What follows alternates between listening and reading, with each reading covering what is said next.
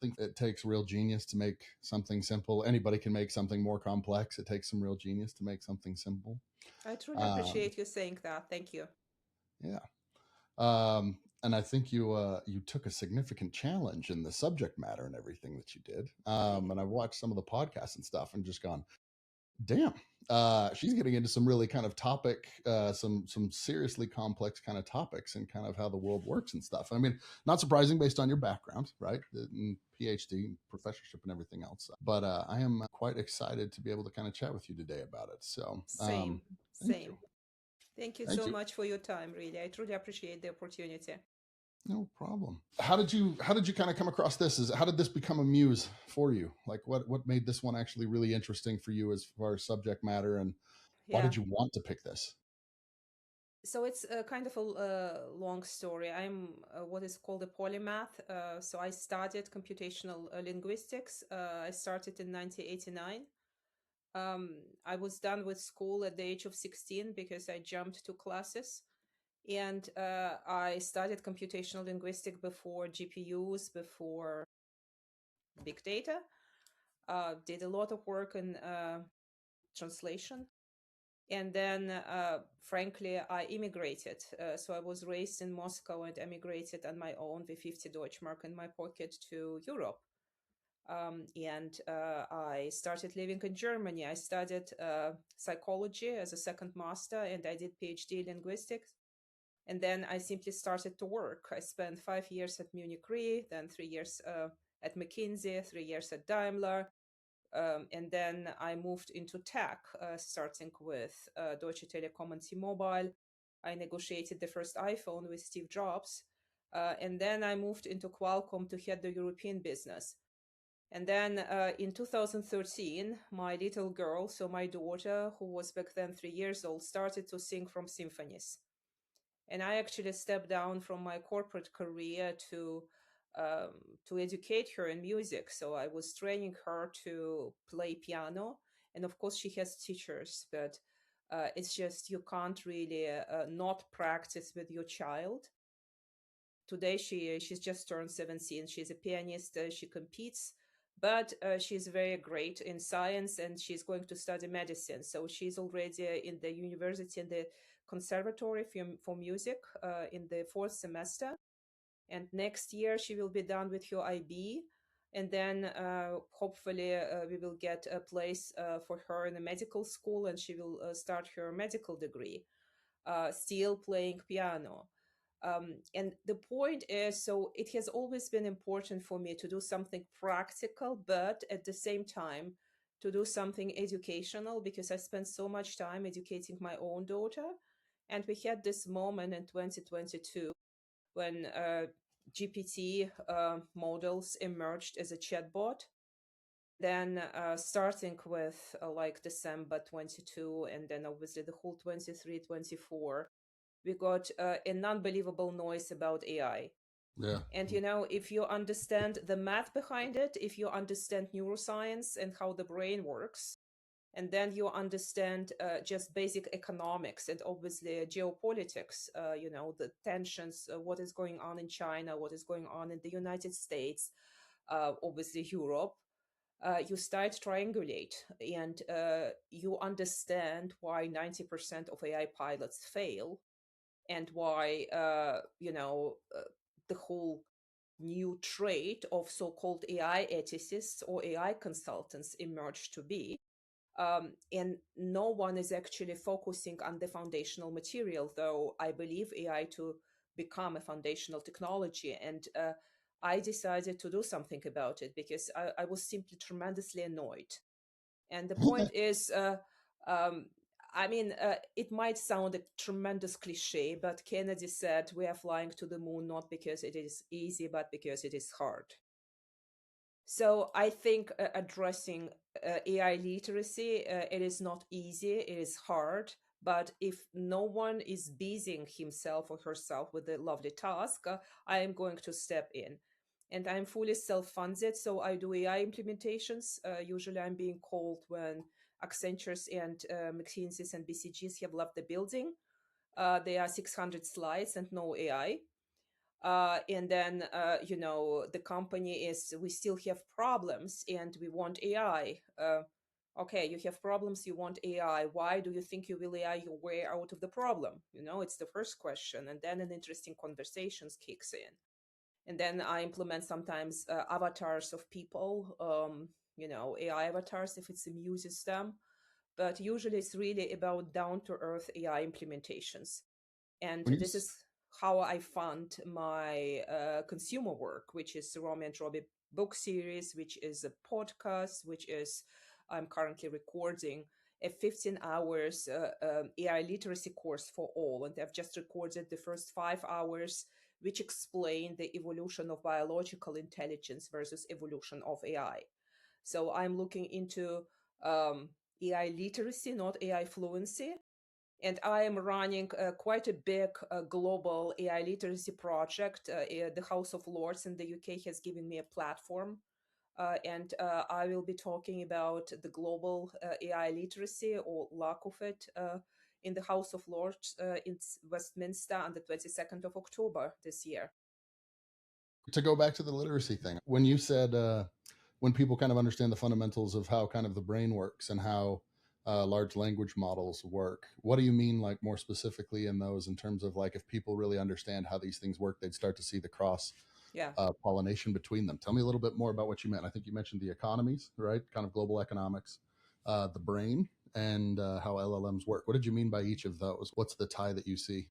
I'll explain it. So, if you read through what is being published, not just in mass media and on some blogs and websites, Mm-hmm. but let's say quite big publications like New York or New York Times, sometimes even Financial Times, you see claims such as LLMs reason. And then out of sudden, some foundations funded by taxpayers' money are claiming conscious of AI. And then you see that, I don't know, deep mind Mm-hmm. or Anthropic are employing AI ethicists or consciousness researchers and philosopher to teach the conscious AI about whatever. And this is an outrageous nonsense. And I believe that you can really be very conscious now as a human. How do you use something like AI if your set of expectation is right? And I've just published on my website AI Edutainment a white paper on responsible AI. So I'm saying in order AI to become responsible, first it needs to become more intelligent. And this implies actually three things which are currently missing from AI. The first thing is learning from counterfactuals and causality. We have research on causality like Judea Pearl, the Book of Why.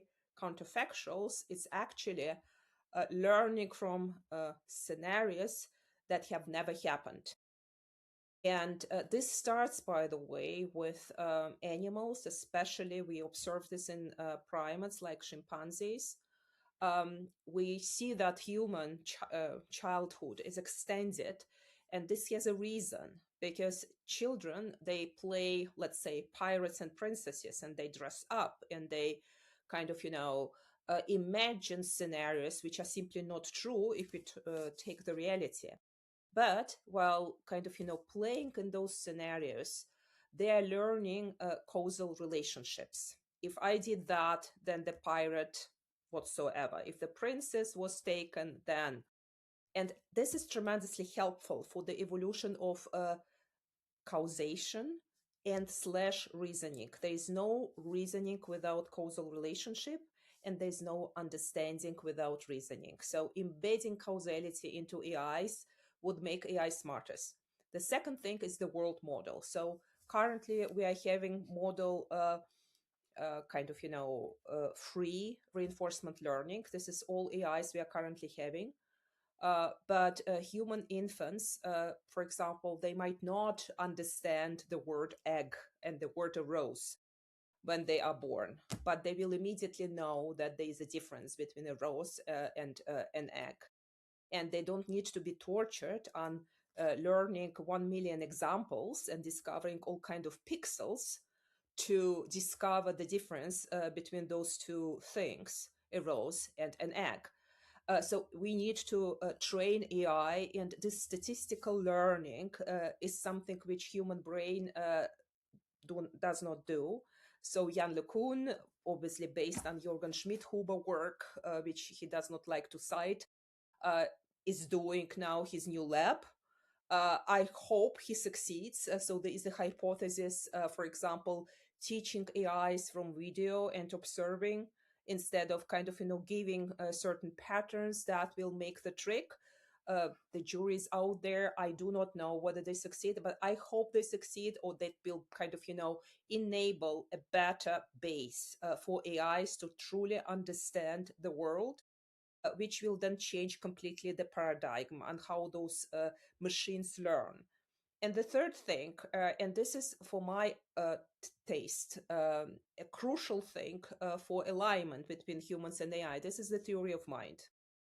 So chimpanzees, there were a bunch of experiments about primates. For example, there was one experiment. So the researchers tried to find something completely different, but this is what they found. There were two chimpanzees. One was Bell and another was Rock. And there was a tribe of chimpanzees living in the forest. And they were showing to Rock and Bell where the food was hidden. And Belle, as a good kind of, female, shared the food with other primates. And Rock took everything for himself. And then Belle spotted it and she started to kind of, deceive Rock on where the food was hidden. Sitting, for example, on a place where it was underneath her and blah, blah, blah. And then those two engaged in paradoxical behaviors, which we all know from humans, and they were chimpanzees. So we understand that they were capable to kind of, enter the mind of another and then project behaviors based on what they believed was true or false in the mind of another being. And this theory of mind and being cognitive about cognition itself, this is something which is really in advanced intelligence. And we might not know what is an intelligence of a dolphin or octopus, because, those animals are tremendously intelligent. We just don't have the same medium to communicate with them as you and I are currently displaying. But without the theory of mind embedded in AI, it is very hard to achieve an alignment. So this is what I'm convinced about. And I think that instead of just supporting flawed architectures that will always hallucinate, they will always make mistakes. There's no math which is different from that they will always hallucinate. We should really support some alternatives, like what is Lukumi is doing. But of course, he's famous, he's big, so he will fund his work. But there might be smaller labs which are not as famous, but still deliver fantastic work. And why don't we support more of causality research? So there's a great mathematical foundation. To my knowledge, theory of mind is nowhere right now. How to display it mathematically. I'm a huge fan of everything what Stephen Wolfram is doing. So this is why my second Romy and Robbie book will be somehow partly dedicated to his work. And he's kind of, asking a question, what can we compute in the world? And I think that kind of, reasoning through those questions is tremendously valuable. And there will be businesses because, asking those questions enable better treatment of data, more clarity around data, building better ontologies, and coupling those ontologies maybe with an LLM will deliver a better business result. So it's not just about research. So this is kind of, the theory and neuroscience / AI and mathematics. Then when we take, let's say, geopolitics, we can record a full episode and I can tell you everything how Chinese AI came to be. But let me just kind of, park it somewhere, and I I'll may tell take you. you what is going on with current AIs and, for example, Europe. And I'm currently doing this AI literacy study for the House of Lords. And so I have one kind of, segments, which is called small and mid-sized businesses. And I'm simply asking small and mid-sized businesses, what do you use? And guess what? Some European businesses are using open weight models from China. And why is this the case? Because those models are like around 8 times cheaper than if you start using ChatGPT and its cousins. Can you explain And what open weight models are for listeners? foundational models, it's like ChatGPT, it's like Anthropic, it's really work which is based on a certain company technology stack. So they are going through the entire web. They have obviously their own data. They build everything from scratch, and they generate their own tokens. And then they train the model. At some point in time, they freeze it, and then they ship. An open weight model is a much smaller implementation. It's open source, so based on the philosophy of open source, based on open libraries. It's not, let's say, as heavy in training and in build up as those foundational models like ChatGPT. We have a great open weight model at Meta called Llama, which I, for example, work a lot with. And of course, we have a huge bunch of Chinese models from DeepSeek or from Alibaba deploying the same techniques. What is interesting is the cost per token and cost per 1 million token. The difference between open source models and like foundational closed models, closed architecture, is 7.4 to 8 times less on behalf of those open source models. And of course, for small businesses who do not require, let's say, access to the whole web, why do they need it? What kind of problem do they need to solve? They will be tremendously fine with those open source, open weighted model. And this is, for example, what I always advise. And companies are very successful with that, and they solve real problems. And of course, big tech is pushing for their technologies to get deployed for licenses without explanations, and companies start losing money. And so this is where kind of understanding the technology, the basics help you to make business decisions. So this foundation and cost. And being modeled from China does not mean that your data sits in China. It's just that you use some, let's say, architecture which was developed there, right? But it's not like your data migrates to China and is being trapped in some Chinese data center. So it might be completely in compliance with the European AI Act. By the way, I am against what they did there. But it's in compliance with the European AI Act, and it sits on your servers or on some servers in Europe, in your country. Yeah. What did they So do with the European AI Act that you can you go into a little bit of detail there? yeah. So the point is, my very naive belief is that regulation must solve problems. Yeah. For example, in pharmaceuticals, obviously the industry is 100 years old or older. I'm not a pharmaceutical executive. Please forgive me if I kind of, misspelled here. But there was no regulation at the beginning, and there were a couple of scandals, and then obviously regulation got introduced. And for example, if you do clinical trials, there's a huge regimen on how those trials must be conducted, what it means to recruit patients for such a trial, how do you need to inform them on what is going on there. Obviously, countries have different regulations, but there are some commonalities and themes across the whole world. And it is a must. For example, if you deliver the drug, it's already in pharmacies or in hospitals, people are taking it, and then there are some issues you must publish. So it's like a must, no argument. And regulators who are working for those institutions, those governmental agencies, whatever the name is, they understand what they're talking about. And as a pharmaceutical executive, as a leader of, I don't know, Roche or Johnson and Johnson, you might dislike what they're telling you, but you understand. You can kind of have a conversation with them. In terms of AI, we are in the Wild West. So people who are supposed to regulate AI have never studied AI. They do not understand the whole bonanza about reasoning or not reasoning. They don't get it.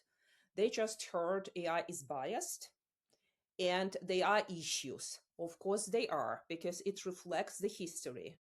And guess what? History is biased. And if you start debiasing it, then you get to the Black foundational fathers of the United States. We had it, I think, in June of 2023 with Gemini, when Oh, there were, when yeah, they pulled up yeah, the images of the founding fathers of the absolutely, U.S. and they're all African American. absolutely. George Washington was African Yeah, American. yeah, Stuff. absolutely. Yeah. But it was the honest attempt, not a Sure. joke, to Sure. debias Yeah. the history. And of course, I'm very sad as a woman that, for example, hormone therapies for women were developed on cohorts of male patients. I'm very sad about it, but this is the historical fact, and we can do better in the future. And I know that a lot is happening to close this, for example, health gap in medicine for human for females, and kind of depart from let's say a young male proband on a university campus. So there is a movement, but we can't solve this movement with AI. And if your regulation tries to, let's say, address something which is in the AI architecture, this is, in my eyes, a waste of time. At the same time, things which are really questionable, for example, AI generates tons of synthetics. We've already run out of data on the internet. We've run already out of written word. Everyone's consumed everything that's publicly available already. They're Exactly. starting to train on the stuff that Yeah. the output that was from they're making copies of copies of copies effect. Exactly. And so it means it magnifies biases even more. And Interesting. so this issue of synthetics, so I'm not a statistician, but when I talk to my friends, statisticians, they're saying, look, Anastasia, so we can just tell you, and I mean, I talk to a lot of mathematicians because I'm a former senior underwriter of Munich Re. I know tons of mathematicians. So they behave differently comparing to real world data. And I'm kind of, it's interesting. I can't tell you how big this is a problem. I smell, maybe because I'm over 50 and kind of, spent years, decades in working in across different industries and in technology. I smell it might be a problem. It's my intuition. But this is where we need to put a finger on. We need to disclose, for example, synthetics. This is not an ask. Gotcha. And then they have all kind of very kind of adventurous thresholds on when an AI model becomes kind of up to reporting. And we've surpassed this threshold, I think, 4 months or 5 months after the European AI Act was enforced. And when I'm just looking on what they are trying to ask there, I'm kind of course, it was completely clear that it will be surpassed. So who on earth is did this? Yeah. And instead of, for example, saying, okay, what is lacking in today's AI? Maybe we need to encourage those labs doing like Jan LeCun, what he's doing. Maybe we give them some perks or whatever. And maybe we need a radical transparency on, for example, enforcing if AI caused issues and AI are causing issues, it must be reported. So, for example, DeepMind, Google, Meta, even OpenAI, they had frameworks. I researched those because I was curious, which are quite valuable and kind of, highlight issues. All those frameworks are underneath the table and no one wants to talk about it. Is it largely because it would be revealing their trade secrets, if you will? Because to some extent, I've had clients like, provide me an unbiased model, and I went, there's no such thing. You Of pick course which not. bias you prefer, right? Like Yeah. And you're picking a winner that you like. There's no such thing as an objective model. I wish, and but and no. then this is very interesting because an AI literate client wouldn't even ask you this question. Yeah. And when I am talking to my friends in AI in Australia, obviously they work a lot with China and other companies. They're kind of just ask those different LLMs about Taiwan, how different it will be responded Sure. if you are like coming from China. And this is like a very superficial and clear thing. Yeah. They reflect kind So of censorship, whether it's a hard absolutely, coded absolutely, rule or absolutely. just publicly And I available am, data. I'm a true believer that we must educate people because look, I am with Andrew Ng. AI is a new electricity, but before it will be a true new electricity, which means we don't notice it, we just use Kind it of a or whatever. utility Yeah, type of thing. Yep. we must understand how it is produced because unfortunately right now it's a wild west, and I think in order to have healthy expectations about AI, we must understand how it works. And I'm not saying that everyone must study computer science or Science. whatever, Yeah. yeah, or like foundational mathematics. God bless, no. But I would say like spend like 20 hours learning about some fundamentals, and here come the thing, flying to the moon, because it is hard and not because it is easy. You must convince a contemporarian to read, to think instead of use. And I want us to be thinkers, not users, because human condition is cognition and it Yeah. is precious. So I wholeheartedly agree that playing devil's advocate though, because I've made the critique that I get from people is they're like, everything you said sounds great. Um, I didn't understand a ton of it, Dan, and oftentimes, like to some extent, my stuff, if it works, it works, and kind of to some extent, they're making the argument, which I find difficult to come back at in many cases, that it is advanced so much recently that even if it is making, like it's using it's autocomplete on steroids, right? It's not necessarily making a prediction, it's associating one word with another one that has high popularity and high frequency associations.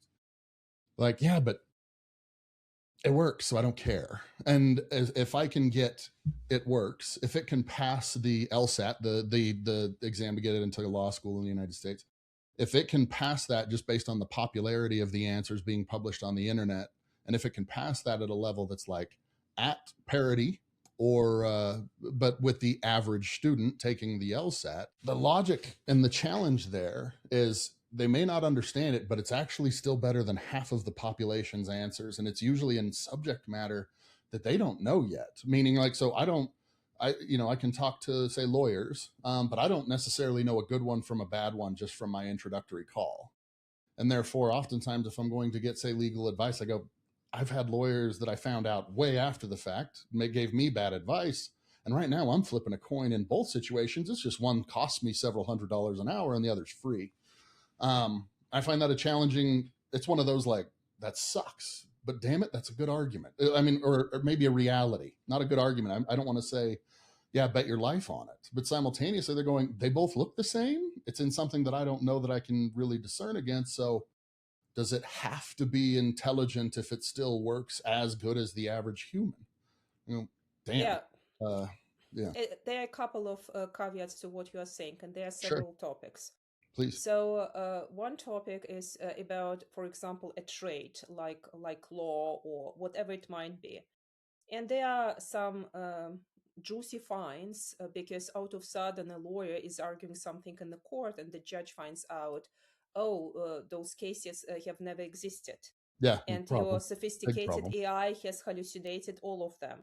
So, I routinely use all kind of AIs to research, to kind of, post questions. And in topics that I understand something about, I Hmm. control. And even with the best AIs, I would say they are like 30-40% of mistakes. For Hmm. example, it either give me some articles, and those articles are not about what I was asking, Yeah. or the quote is not from the article but from who knows from where, so I need to really research the quote. So those hallucinations really exist, and I think that if you are an AI literate person, you would ask for like very narrow implementations based on ontologies, powerful ontologies. Then what is tremendously difficult is to make knowledge and education sexy. But for some reasons, simultaneously, no one wants to be considered a dumb person. So, yes, it's easy, but do you want really to be dumb? Do you think it is attractive? And I think we really need, and this is about leadership. Hmm. And you and I are now in charge. It's our generation. We must lead and make smart, intelligent, sexy, and attractive again. And of course, we need to tell stories about quantum physics or AI or linguistics or whatever, building businesses. Because the humanity is based on storytelling. This is just how we consume knowledge. Yeah. So, and we need to help each other to craft stories which are nice, which are powerful, and which are interesting. I read the whole Jules Verne when I was 5 and 6 years old. He's an edutainer. Yeah, it's education and entertainment, and we must implement. We must fuse education and entertainment, and not just deploy. I don't know what is currently popular on Netflix or HBO. So, I mean, Like, without being disrespectful, yeah. no, So, I'm yeah, with you. I've got the same problem at the and moment. I it's cut off and my it's subscription. it's just it starts with very early age. I can do it with my kid and her friends, and this is why I always run a pro bono project a year. So it's just very important for me, and I think if 1,000 of us kind of follows the call, the world will be a better place.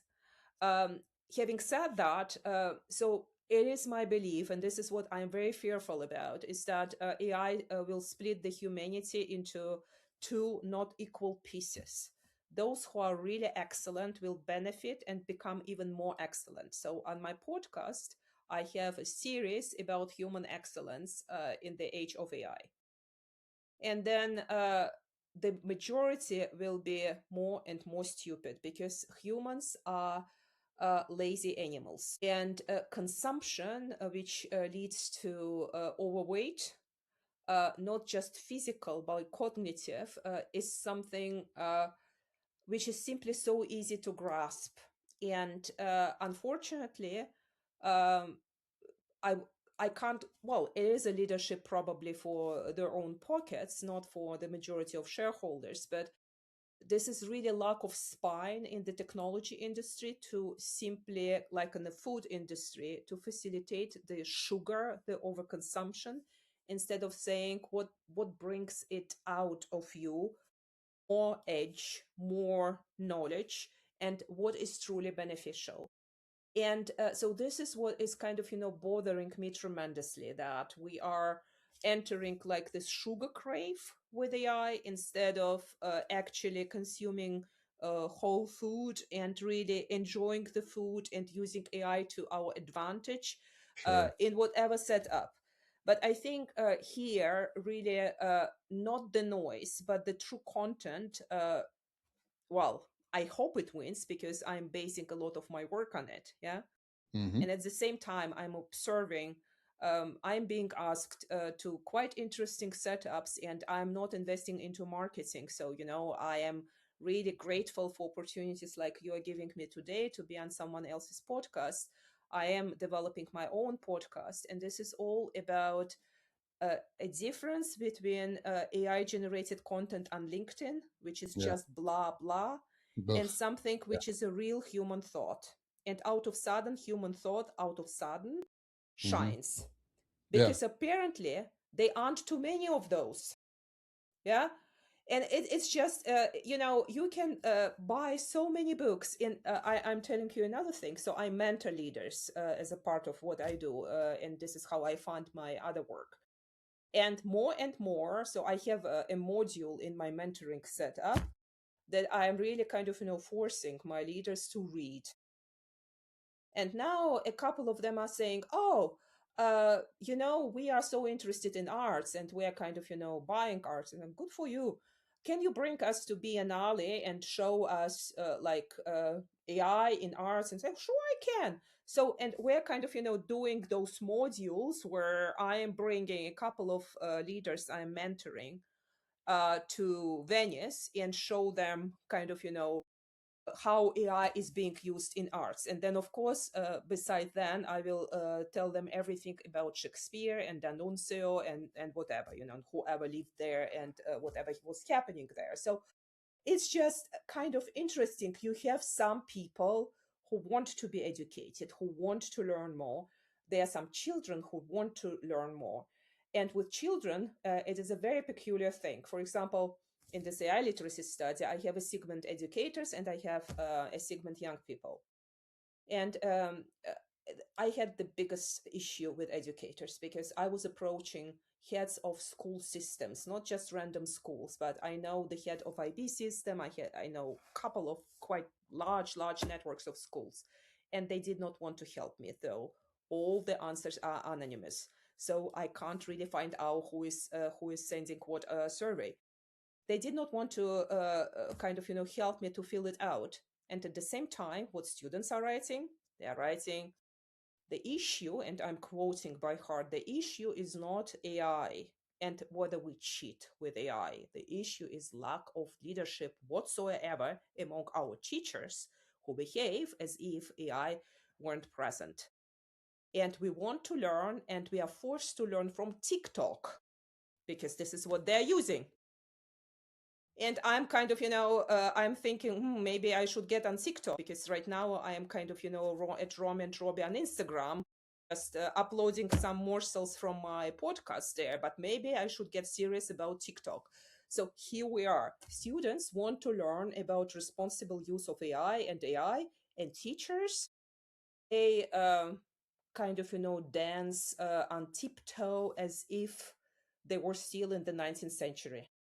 Yeah, I have dealt with that one personally as well.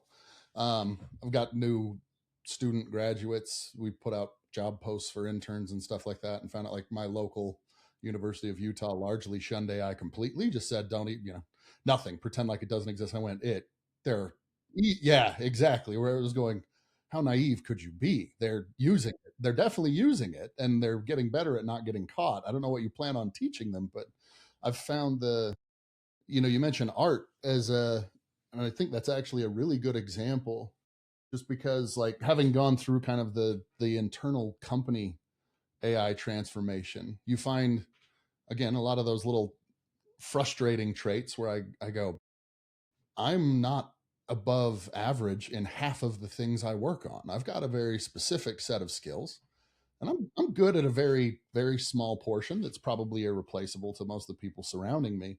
But in that sense, AI actually is capable of taking my job in the sense that, yeah, I'm not above average in most things. So if it can even be average in most things, it may be less than me in some very specific things, but it could probably pass, because it can do so many of those other tasks. And simultaneously, and again, harsh reality where I'm going, wait, so what I need to do is focus on that narrow skill set to make sure that I can say curate it in the right direction. Art being another one that's interesting, where you find out that, well, I can automate all these things that I couldn't automate a year ago. And a lot Yeah. of them, once they're gone, I'm like, shit, I can't imagine what a dramatic amount of headache that was. I was watching some YouTube videos today with Jeff Bezos saying like the biggest draw on the velocity and productivity of a company is the amount of time it takes to make a decision. And this was several years ago. And I go, like a lot of the challenge that we've had 5 years ago, and I'm sure you've gone through the same phenomenon. We used to send 90% of most of our projects was in data engineering just to get the data in the right place with the right schema so we could actually do the data Yeah. analysis.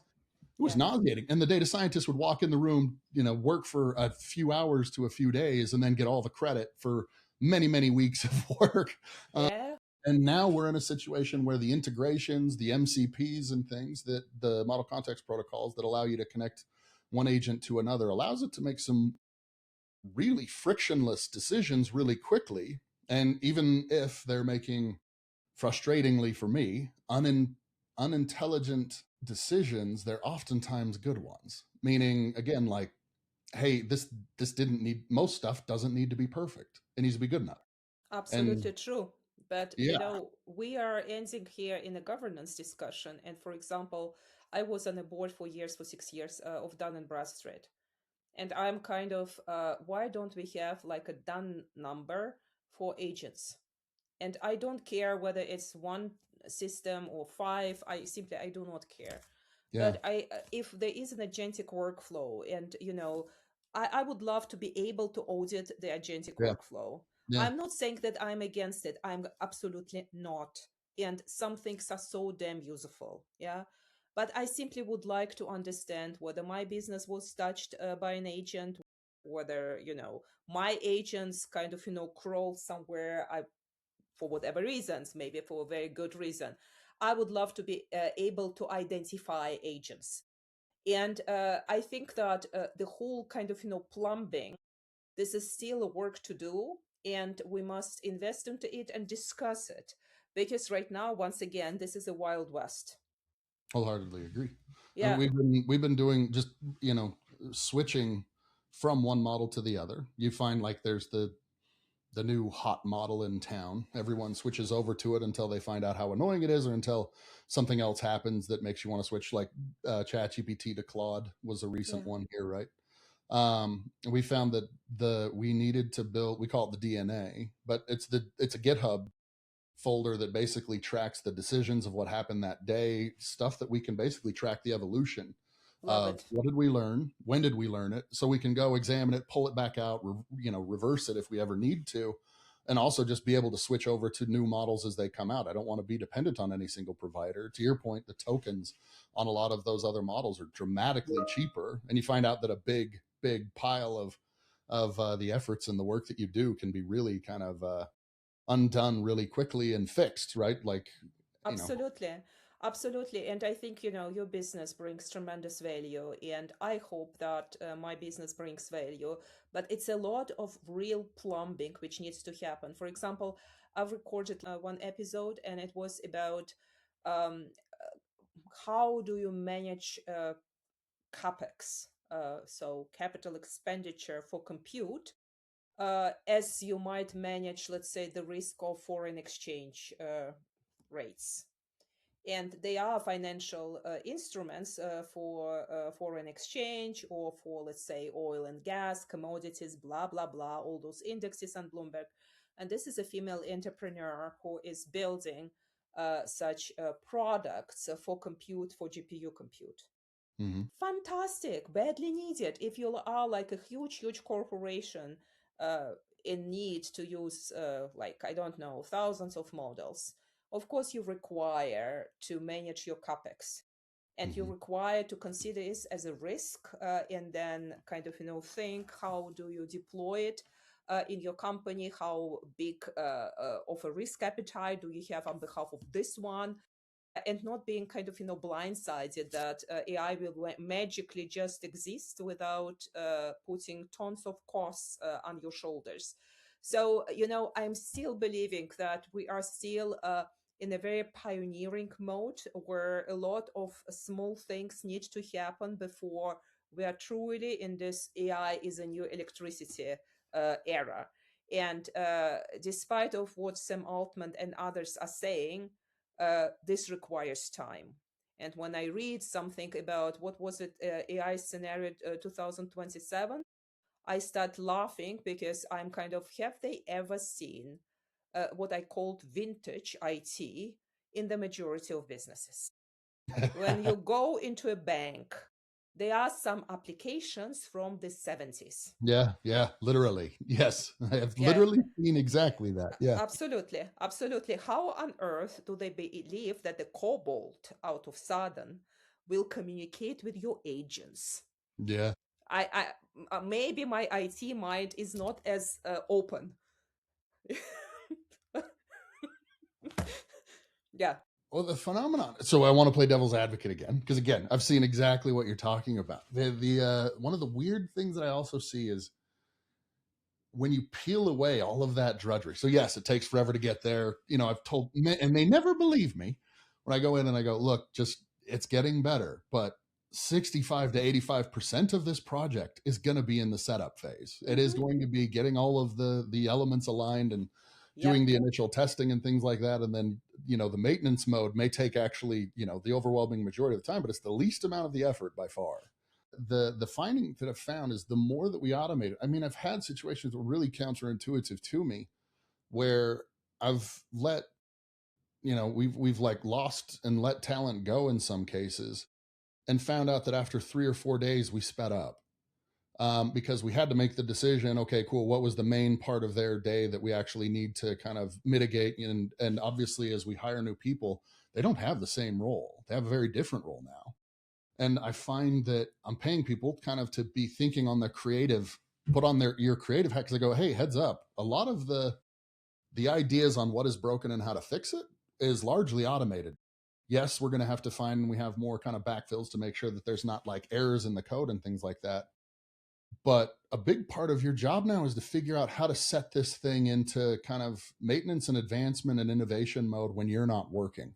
Yeah. So what did it accomplish over the weekend? Which you find out is actually like one of those things where I'm like, is it harder than I thought it would be? Just because I'm going, I need to continually find where to apply that capacity. So even though a lot of the drudgery takes a long time to involve, the amount of things that you can do, not exaggerating, stuff that a month ago would have taken a month now takes 1, 2, 3 days.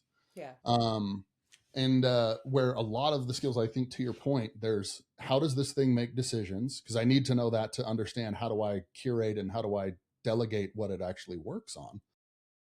And oftentimes I'm going, I need to give it 2 months worth of work. What would have taken me 2 months worth of work a month ago, just not realizing like, okay, Yeah. you're going to be not just approving QAs, you're going to be examining like final features almost as fast as you can think through the spec on them.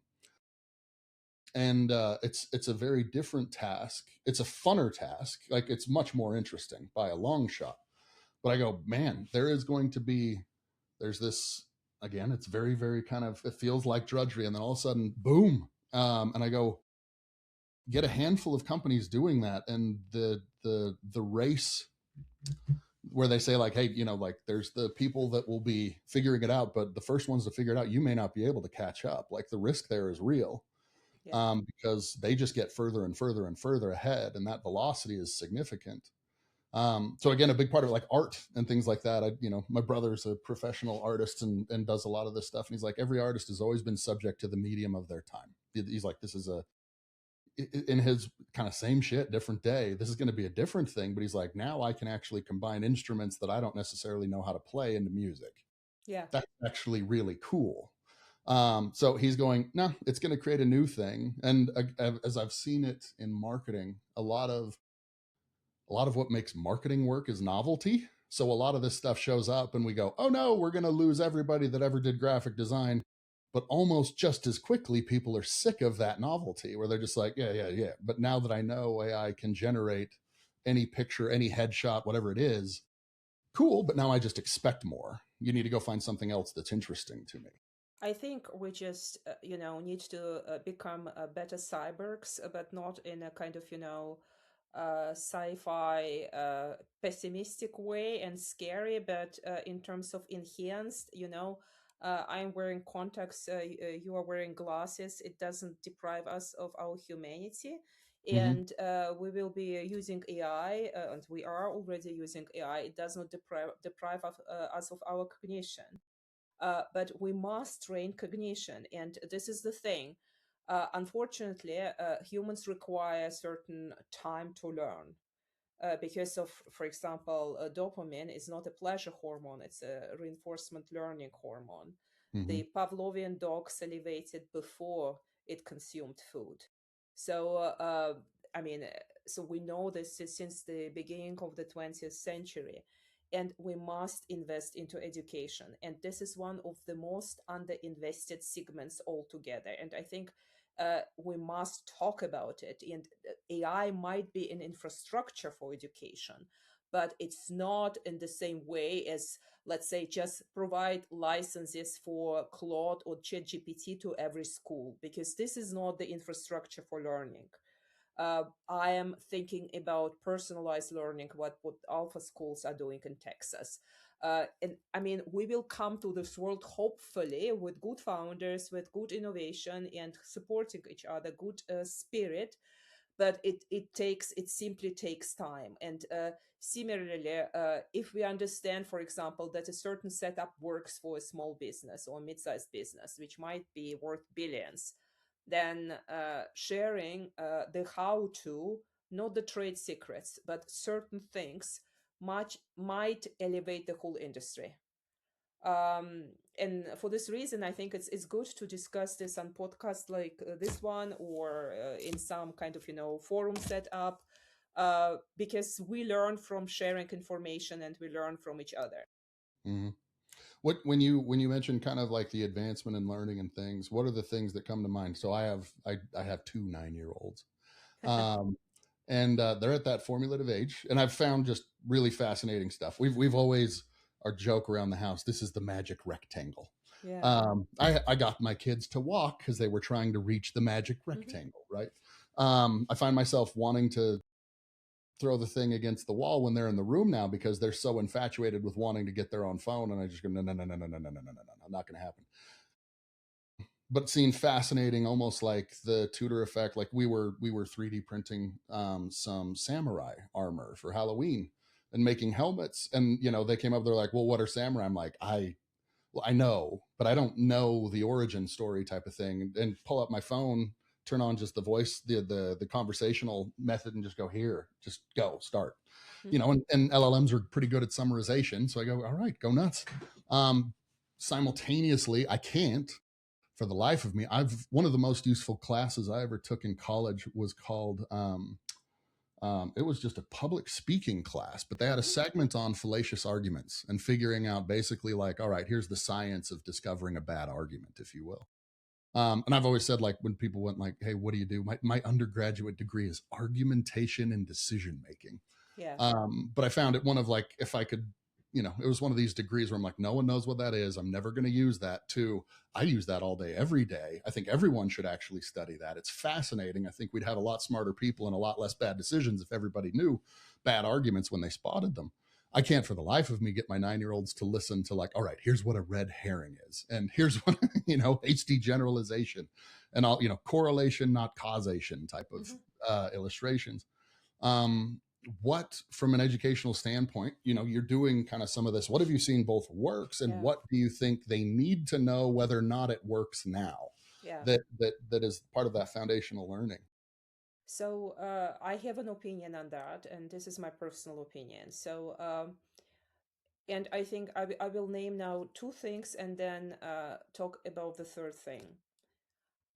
In those two things, we must educate teachers to be better teacher to teach those two subjects. And I would teach from a very early age to like the last course at the university, so like the whole learning period, applied mathematics and writing. Why? Because applied mathematics, so it's just logic, and it's problem solving, it organizes the mind, it's like hygiene for the brain. And I'm not saying about like learn advanced maths, but like applied mathematics, everyone must understand equations, statistics, stuff like that. And I don't believe that people are bad in math. They have bad teachers, and they might be bullied. And of course, some have more like, inclination towards mathematics. I did not. But I like to read, and I'm autodidact, and I learn from books, not from the teachers. But I think that this is in popularizing mathematics. So this is something which is tremendously important. I'll send you an email with a couple of great math books for Mhm. kids, That's neat. edutainment, so Mhm. kids get excited about mathematics. And so those things exist. The second thing, writing and creative writing. So look, David Deutsch is one of the best quantum physicists of our times. He writes wonderfully. Jennifer Doudna is a Nobel Prize for CRISPR, for genetic engineering. She writes wonderfully. So you really takes her book, The Kraken Creation, you read it, you get it, because she's able to communicate. whatever you are in your life, you might be in agriculture or in science or in medicine. If you are able to communicate what you do, this is a huge advantage. And then there's a third thing. And the third thing is not just about the what, but about the how. And this is really from very early age, training your kids in something. So for my daughter, it was piano because everyone is playing outside. She needs to practice. It's not just about the score, but it's about discipline, and discipline is a huge virtue.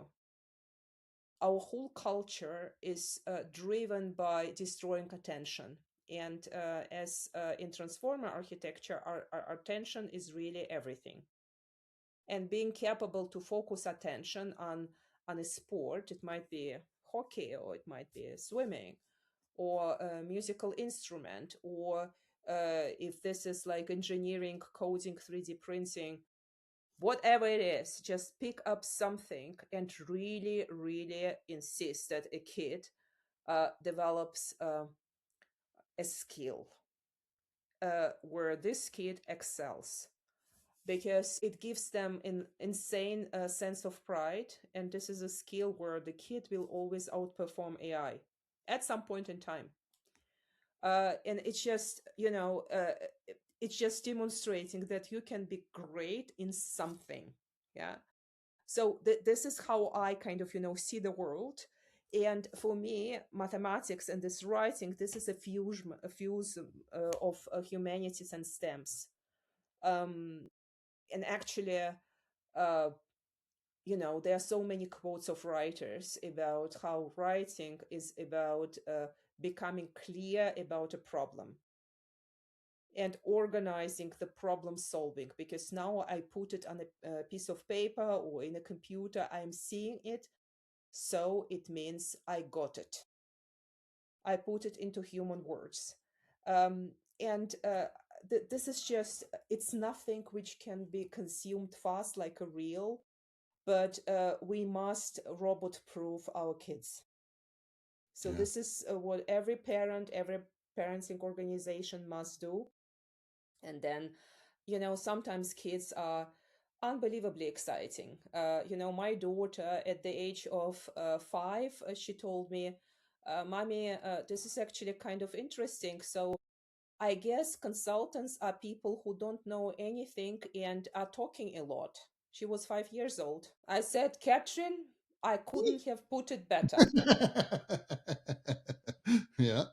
So here you go. So this kind of, essence, it's it's interesting if you are spending time with children, if you are having real conversations with them, and what you are doing with samurais, it's a role play.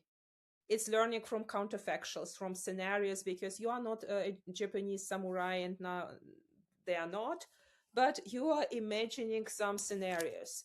And if this excites them, fantastic, it's great.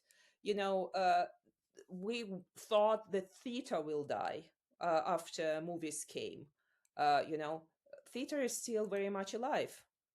And yes, they are, cheerleaders, but we still have classical ballet. And there's a reason why. Yeah. And we have artistic skating and just the hockey play without being disrespectful. So humans are unbelievably exciting. And I think that really insisting on excellence in something from a very early age, this is nothing scary. This is what elevates humans and which gives them kind of a baseline of a discipline. And if they are more skilled than others in something, they will consider AIs to be very, very different. Because there will be always something where they are kind of experts. And then we don't have a crystal ball, we do not know what is going to happen, right? But I think teaching kids to lead, even those Boy Scouts or Girl Scouts, all type of exercises, teaching kids leadership and taking responsibility, and having a spine, uh, this is unbelievably important. And I would like to add something else here. So I'm not a specialist in pedagogy and early childhood education, but you know, I know that Abu Dhabi, their government, have a institute for the early childhood education. Why don't we have such things in our world? I mean, and frankly, I think if there is a will, there will be funds, because Hmm. money is wasted left, right, and straight. Uh, and we can really identify those pockets of funding if we really want something to happen. Yeah, Humans can do it. yeah, yeah. It's definitely in need of an overhaul. Fascinating. Thank you, Dr. Anastasia Lauterbach. I hugely appreciate talking to you. You're a fascinating individual. You clearly have a very deep knowledge on all of this. This is super fascinating. I hugely appreciate it. Your book is Romy and Roby on Amazon, right? This is the I love book. it. I love it. I love it. And by the way, the audiobook obviously is without scientific annex, but I was working with a British actress because the cat is a British short hair. And I can't mimic the accent, but what she does with the book is like Stephen Fry reading Harry Potter. I absolutely love it. I love it. Go check it out. Where else can people find you online? Where's your where do you usually kind of hang out? I see it's LinkedIn and So LinkedIn, of course, this is for professionals. Though I'm mhm. really moving my writing to Substack, but I blog twice a week on my website www.aiedutainment.ai. I have an Instagram where you can DM me. This is at Romy and Robbie, and I'm really approachable. So I really answer the requests. Sometimes I can't answer within 48 hours because I'm traveling or recording a podcast or just reading books. Mhm. But I'm really approachable, and I love really hearing from the audience, because sometimes I receive letters like. We would love to learn about this, and we would love to learn about that, and what did you read last month? And I love those conversations. I love human voices. So this is what the work is about. I love it. I love it. Fascinating, fascinating. And you have a podcast as well. Where can people download Yes, the this is podcast? AI Snacks with Romy and Robbie. So I snack on AIs once a week. Usually, my episodes drop on Tuesday. So I'm starting developing the YouTube. I'm currently just uploading the episodes there, but I'm not doing anything with the YouTube. It's like in the plans, starting with probably November, December of this year. Um, Where do you what are you where are your favorite kind of sources? What are your favorite subject matters to read? Who do you follow? You mentioned Oh Jan Moon and gosh, Andrew and yeah. So really, Karpate, of course. Jürgen Schmidt Huber, um, bunch of like founding fathers of AI. My podcast guests, but I am quite a peculiar animals, because I'm very interested in literature and arts. I'm following a bunch of artists, musicians, writers. I'm very interested in physics and biology. So I'm just kind of, all over the place, and listen to tons of podcasts, because, from what they did to German economy. So I live in Switzerland, but sometimes I need to go to Germany for keynotes and stuff.